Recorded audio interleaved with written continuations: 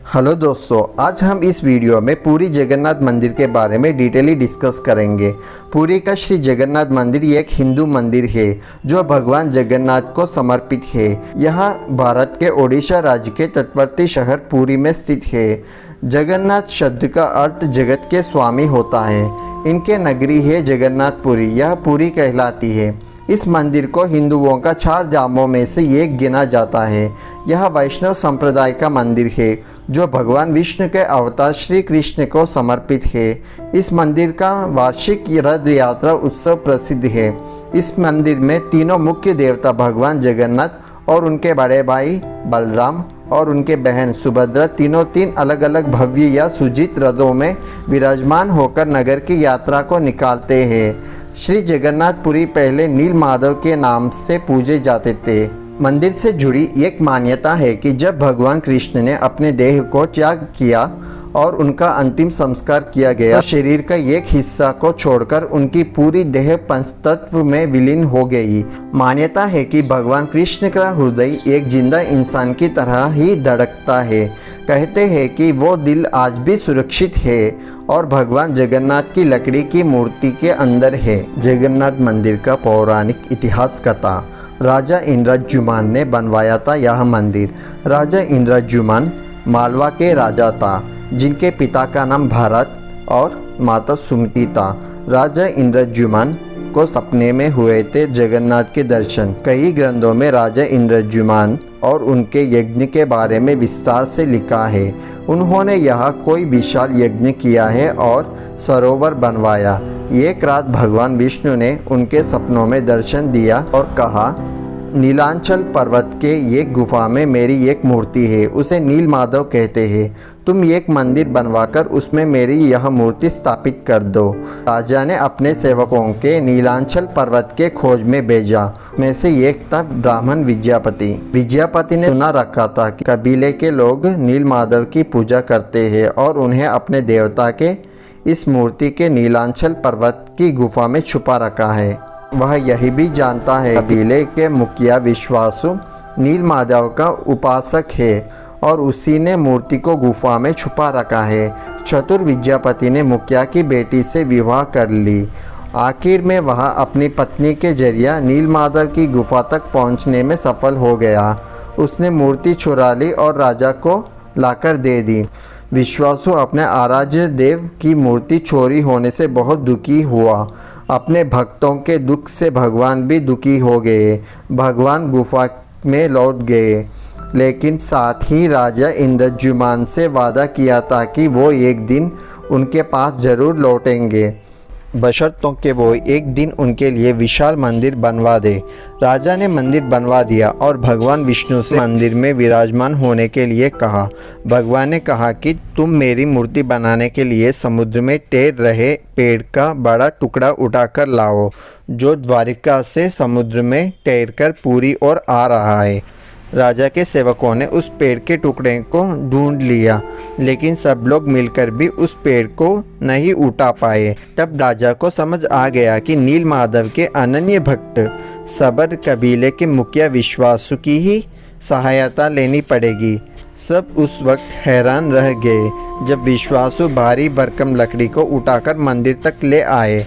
राजा के कारीगरों ने लाखों कोशिश कर ली, लेकिन कोई भी लकड़ी में एक छेनी तक भी नहीं लगा सका। तब तीनों लोक के कुशल कारीगर भगवान विश्वकर्मा एक बूढ़े व्यक्ति के रूप में धरकर आए। उन्होंने राजा को कहा कि वो नील माधव की मूर्ति बना सकते हैं, लेकिन साथ ही उन्होंने अपनी शर्त भी रखी कि वो 21 दिन में मूर्ति बनाएंगे और अकेले में बनाएंगे। कोई उनको बनाते हुए नहीं देख सकते। उनकी शर्त मान ली गई। लोगों को आरी छेनी हथौड़ी की आवाज़ आती रही। राजा इंद्रद्युम्न की रानी गुडीचा अपने को रोक नहीं पाई। वह दरवाजे के पास गई तो उसे कोई आवाज़ सुनाई नहीं दी। वह दोबारा गई, उसे लगा बूढ़ा कारीगर मर गया। उसने राजा को इसकी सूचना दी। चेतावनियों के दरकिनार करते हुए राजा ने कमरे का दरवाज़ा खोलने का आदेश दिया। जैसे ही कमरा खोला गया तो बूढ़ा व्यक्ति गायब था और उसमें 3 अधूरी मूर्तियां मिली पड़ी थी। भगवान नील माधव और उनके भाई के छोटे छोटे हाथ बने थे, लेकिन उनकी टांगें नहीं थी, जबकि सुभद्रा के हाथ पांव बनाए नहीं गए थे। राजा ने इसे भगवान की इच्छा मानकर इन्हीं अधूरी मूर्तियों को स्थापित कर दिया। तब से लेकर आज तक तीनों भाई बहन इसी रूप में विद्यमान है। भगवान जगन्नाथ मंदिर के रहस्य, जिन्हें देखकर आज भी वैज्ञानिक आश्चर्यचकित है। पहला, सुदर्शन चक्र। जगन्नाथ मंदिर के सबसे शिखर पर भगवान नारायण का सुदर्शन चक्र मौजूद है।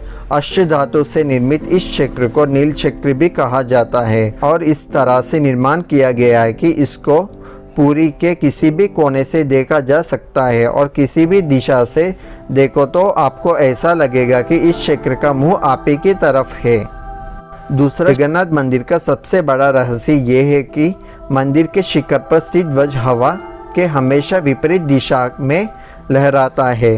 ऐसा क्यों होता है, इसका पता आज तक नहीं चल पाया है। पर शिखर पर स्थित ध्वज का एक और रहस्य यह भी है कि मंदिर के पुजारी के द्वारा इस ध्वज को हर रोज 45 मंजिला उल्टा चढ़ाकर बदला जाता है और ऐसे ही मान्यता है कि अगर किसी दिन भूलवश ध्वज नहीं बदल गया तो मंदिर अगले 18 वर्ष तक बंद कर दिया जाएगा। और तीसरा, विश्व के सबसे बड़ी रसोई। श्री जगन्नाथ मंदिर में स्थित रसोई विश्व के सबसे बड़ी रसोई मानी जाती है। इस रसोई में हर दिन 500 के करीब रसोई और 300 के आसपास सहयोगी भोजन बनाते हैं।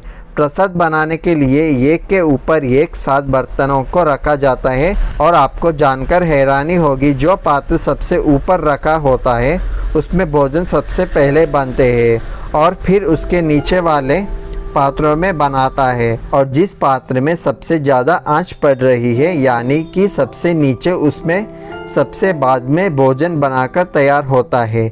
इस मंदिर के रसोई में बना प्रसाद कभी भी कम नहीं पड़ता है, लेकिन कभी भी यह प्रसाद कम नहीं होता है। यहाँ पर रोजाना 20 से 30 हजार लोगों को प्रसाद मिलता ही है। इनकी संख्या चाहे लाखों तक भी बढ़ जाए, पर कभी भी ऐसा नहीं हुआ कि प्रसाद कम हुआ है। यहाँ कितने भी श्रद्धालु आ जाए, जगन्नाथ मंदिर के गुबांद पर नहीं बैठते हैं पक्षी। मंदिर व मस्जिदों के गुम्बाड़ों पर आमतौर पर पक्षियों के झुंड देखे जा सकते हैं, परंतु यहाँ जगन्नाथ मंदिर के गुंबदों पर आपको एक भी पक्षी नहीं दिखेगी। यहाँ तक इसके ऊपर कोई हवाई जहाज या हेलीकॉप्टर भी नहीं उड़ते। पांचवा फैक्ट, जगन्नाथ मंदिर की छाया नहीं बनती। यह दुनिया का सबसे ऊंचा और सुंदर मंदिर है। इसकी ऊंचाई लगभग 214 फीट है। यहाँ 4 लाख वर्ग फुट तक फैला भव्य मंदिर है। आश्चर्य की बात यह है कि इस मंदिर की गुंबद की छाया दिन के समय में कभी भी नहीं बनती है। सिक्स्थ फैक्ट, यह मंदिर समुद्र तट के निकट स्थित है। इस मंदिर की एक विचित्र बात यह है कि मंदिर समुद्र तट के निकट होने के बावजूद मंदिर में प्रवेश करते ही साथ ही समुद्र के लहरों की आवाज़ सुनाई नहीं देती है। एक बार जब आप अपने कदम इस सिंह द्वार प्रवेश करेंगे तो देखेंगे कि समुद्र की लहरों की आवाज़ गायब हो जाती है और जैसे ही इस द्वार के बाहर निकलोगे तो आवाज़ फिर दोबारा आने लगेगी। है ना कितने आश्चर्य की बात। और 7वां फैक्ट, जगन्नाथपुरी मंदिर में चलती ही विपरीत दिशा में हवा। समुद्र के तटीय क्षेत्रों में हवा लहरों की दिशा में चलती है, यानी हवा समुद्र से जमीन की ओर चलती है। विज्ञान के नियम के अनुसार भी ऐसा ही होना चाहिए, परंतु यहाँ उड़ीसा के पुरी में हवा जमीन से समुद्र की ओर चलती है। और 8वां फैक्ट, मूर्तियों का निर्माण दोबारा किया जाता है। हर 12 साल में भगवान जगन्नाथ, बालभद्र और सुभद्रा की लकड़ी के लट्टे की मूर्तियां का निर्माण दोबारा किया जाता है और उनको पहली बनी मूर्तियों के साथ बदल दिया जाता है। आश्चर्य की बात यह है कि नई मूर्तियां बनाने के बावजूद इनका स्वरूप, आकार, रंग, रूप, लंबाई, चौड़ाई सब कुछ एक जैसे ही रहता है। आशा करता हूँ कि इस वीडियो में आपने पुरी जगन्नाथ मंदिर के बारे में बहुत सारी जानकारी प्राप्त कर ली। आपको ऐसे ही मज़ेदार वीडियो देखने के लिए हमारे चैनल को लाइक कीजिए, कमेंट कीजिए और शेयर कीजिए और साथ ही हमारे चैनल को सब्सक्राइब कीजिए। Thank you.